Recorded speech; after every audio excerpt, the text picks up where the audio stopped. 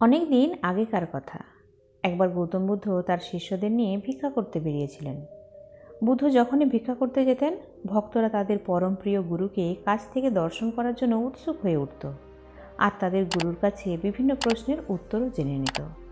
এইরকমই একবার বুদ্ধ ভিক্ষা করতে গেলে একজন ভক্ত ভিক্ষা দিয়ে জিজ্ঞেস করে, হে প্রভু, আমরা মনুষ্যরা যে জীবন কাটাচ্ছি তা এত ঝামেলাময়, এত কষ্টময় কেন? কেন সবসময় আমরা বিপদের আশঙ্কায় আড়ষ্ট হয়ে থাকি? কেন একটি সুন্দর জীবন কাটাতে পারি না আমরা? কেন জীবনে যা পেতে চাই সেটাই আগে হারিয়ে ফেলি? যে জীবনে কোনো প্রাপ্তি নেই সেই জীবনের মূল্যই বা কতটুকু? বুদ্ধ তার কথা শুনে তাকে একটি চকচকে পাথর হাতে দিয়ে বললেন, এটা নিয়ে বাজারে যাও আর এর মূল্য বিচার করে এসো। তবে একটা শর্ত আছে, যত মূল্যই দিক না কেন কেউ, তুমি কিন্তু এটাকে বিক্রি করতে পারবে না বা কাউকে দিয়েও দিতে পারবে না। ঠিক আছে গুরুদেব বলে সেই পাথরটি নিয়ে সে বাজারে চলে যায়। প্রথমে একজন ফল বিক্রেতার কাছে গেল, তাকে চকচকে পাথরটি দেখিয়ে বলল, এই পাথরটার বদলে তুমি আমাকে কি দিতে পারবে? ফলওয়ালা বলল, এটা বেশ চমৎকার একটা পাথর, এটার বদলে আমি তোমাকে 12টা আম দিতে পারবো। ব্যক্তিটি আম না নিয়ে একজন সবজিওয়ালার কাছে গেল আর জিজ্ঞেস করলো, এই পাথরটির বদলে তুমি আমাকে কি দিতে পারবে? সবজিওয়ালা পাথরটির বেশ প্রশংসা করে বলল, আমি এর বদলে তোমাকে 2 বস্তা সবজি দিতে পারবো। তার কাছেও কিছু না নিয়ে সে এবার আসে একজন পাইকারি ব্যবসায়ীর কাছে। তাকেও এই একই প্রশ্ন জিজ্ঞাসা করলে সে বলে, এই পাথরটা বেশ দামি, এর জন্য তোমাকে আমি 10 বস্তা আলু দিতে পারবো। এরপরে সে একটি সোনার দোকানে যায়। সোনার দোকানদার পাথরটি হাতে নিয়েই তার দিকে হাঁ করে তাকিয়ে থাকে আর বলে, আমি তোমাকে এই পাথরটার জন্য 20 লাখ টাকা দেব, এটা আমাকে বিক্রি করে দাও। ব্যক্তিটি পাথরটির দাম শুনে অবাক হয়ে যায়, মনে মনে বলে, এই পাথরটার এত দাম, কি এমন আছে এই পাথরটার মধ্যে? তারপর সে বলল, না, আমি এটা বিক্রি করতে পারবো না, কারণ আমার প্রভুর বারণ আছে। তারপর সে একটা শ্যাকরার কাছে যায়। শ্যাকরা দেখেই বলে, 50 লাখ টাকা দেব, এটা আমাকে দিয়ে দাও। ব্যক্তিটি হতবাক হয়ে গেল, হাঁ করে তাকিয়ে রইল শ্যাকরার দিকে। শ্যাকরা তাকে বলল, ঠিক আছে, 1 কোটি, এবার তো দিয়ে দাও। ব্যক্তিটি চুপ করে রইল।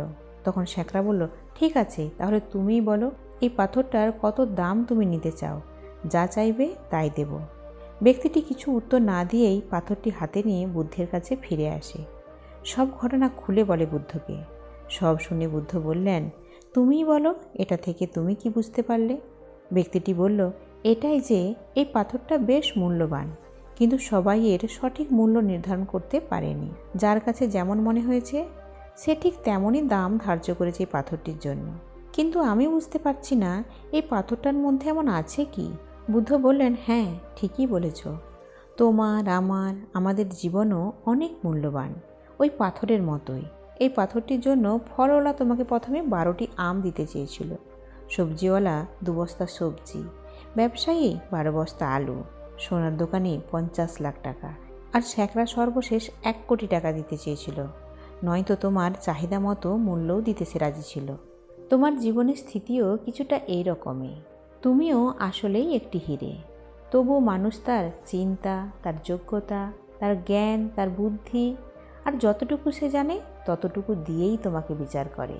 তুমি তোমার জীবন তোমার মতো করে কাটাও, সুখী জীবন কাটাও। কোনো কিছুর পেছনে অকারণ দৌড়ে কোনো লাভ নেই, বরং নিজের দায়িত্ব বুঝে নাও। জীবনের লক্ষ্য স্থির রাখো, এগিয়ে যাও, নিরন্তর প্রচেষ্টার দ্বারা সফলতা অর্জন করো। তাহলে দেখবে তুমি তোমার জীবন নিয়ে নিজেই সন্তুষ্ট হতে পেরেছ। বুদ্ধের কথা শুনে ব্যক্তিটির মন শান্ত হয়ে গেল। সে বুদ্ধের চরণ স্পর্শ করে বুদ্ধের আশীর্বাদ নিয়ে নিল। তো বন্ধুরা, নিজের জীবন নিয়ে কখনোই দ্বিধায় থাকবেন না। লক্ষ্য, চেষ্টা, পরিশ্রমের দ্বারা জীবনে সফলতা অর্জন করুন। তাহলে দেখবেন আপনার জীবন নিয়ে আপনার মনে কোনো অসন্তুষ্টি নেই, বরং আপনি একটি সুখী এবং সরল জীবনযাপন করতে সক্ষম হবেন। তো বন্ধুরা, গল্পটা কেমন লাগলো অবশ্যই আমাকে কমেন্ট করে জানাবেন, লাইক করবেন, প্রচুর প্রচুর শেয়ার করবেন গল্পটা। আর যারা আমার চ্যানেলে একেবারে নতুন তারা অবশ্যই চ্যানেলটাকে আগে সাবস্ক্রাইব করে দেবেন এবং বেল নোটিফিকেশনটি অন করে রাখবেন, যাতে করে আপনি আমার ভিডিওগুলো সবার আগে পেয়ে যান। তো কথা হবে আবার কোনো নতুন গল্প নিয়ে। ততক্ষণ পর্যন্ত ভালো থাকুন। ধন্যবাদ।